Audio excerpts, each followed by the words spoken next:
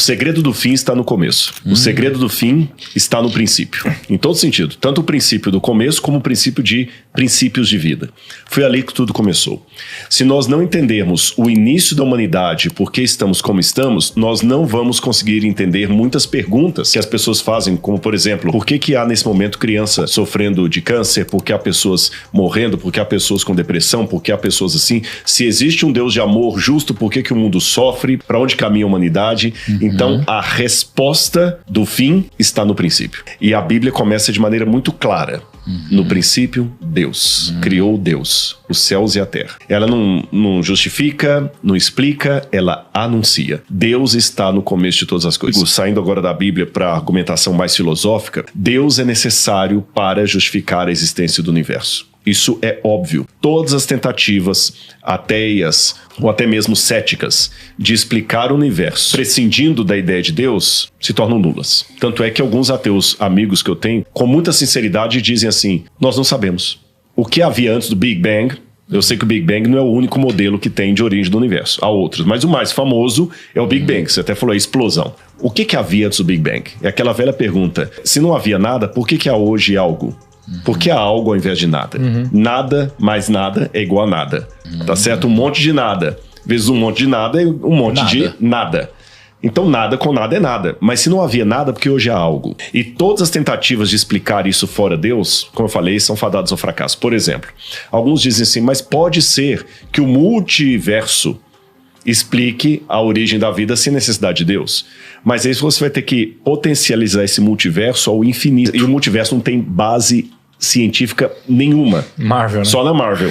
Só na Marvel. Que não deixa de ser, né? Pra cultura pop que o Lucão tanto Marvel acredita. E o DC Comics também, né? Eu assisti, voltando de Portugal esses dias, eu assisti depois da terceira ou quarta vez, porque eu sempre dormi, o filme do Flash. Que viagem da maionese, aquele negócio ali, ele fica voltando. Eu consegui dormir porque eu consegui não dormir porque eu tava com insônia. Mas nas outras 3 vezes eu dormi. Funciona bem pro filme, mas na vida real não tem nada, absolutamente nada. Zero. Não tem nenhuma hipótese de trabalho, não tem nenhuma equação matemática, nem nada que seja confirmável do ponto de vista científico de que haja multiversos. Aí vem a outra explicação, não, mas o universo é eterno. Se o universo é eterno, é complicado, porque se você coloca uma eternidade antes de nós, uma eternidade sem começo, significa que esse momento nunca teria chegado.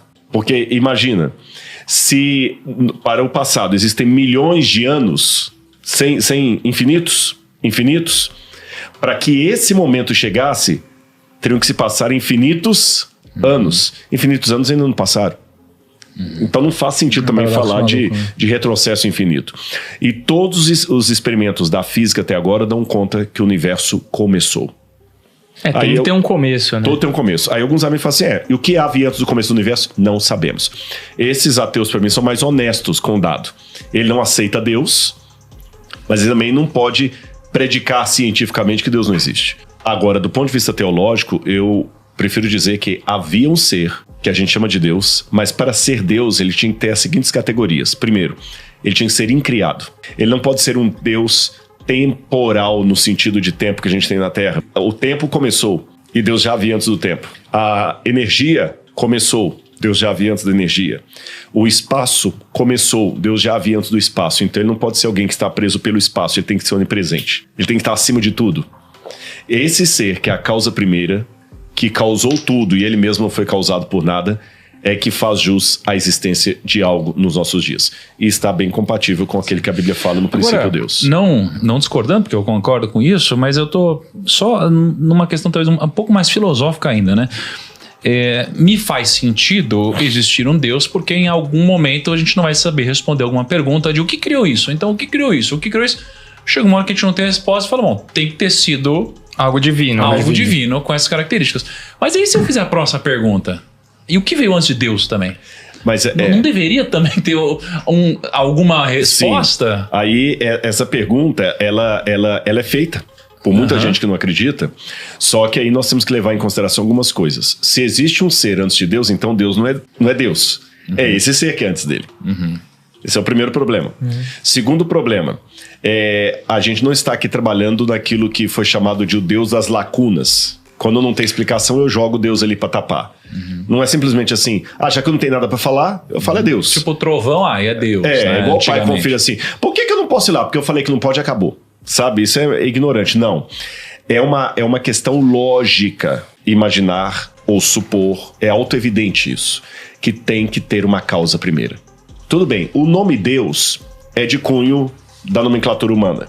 Deus vem de div, do sânscrito, que significa luz. Né? E aí passou pelo latim, o grego theos, em hebraico Elohim, são nomenclaturas humanas. Então não vou usar a palavra Deus num primeiro momento, vou falar de causa primeira. Existe uma causa primeira, isso é autoevidente.